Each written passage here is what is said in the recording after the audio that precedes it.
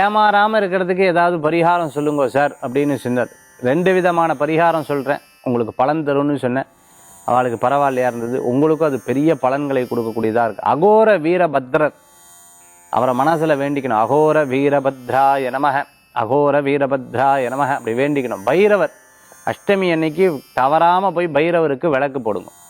அதே போன்று பார்த்துட்டேன் அப்படின்னு சொன்னால் பைரவரை வணங்குறது ரொம்பவுமே விசேஷம், ரொம்பவுமே விசேஷம். வியாழக்கிழமை நாள் குரு பகவானை வேண்டணும். அப்போ தான் எது கரெக்டு, ஞானத்தை அருள்வார், எது சரி எது தவறு அப்படிங்கிறது சொல்லுவார். அதே மாதிரி கோயில் கேட்டிருந்தாங்க, மதுரை மீனாட்சி அம்மன் கோயில் சுற்றி வரும்பொழுது இச்சாசக்தி, கிரியாசக்தி, ஞானாசக்தின்னு 3 சக்திகள் நம்ம பார்க்க முடியும்.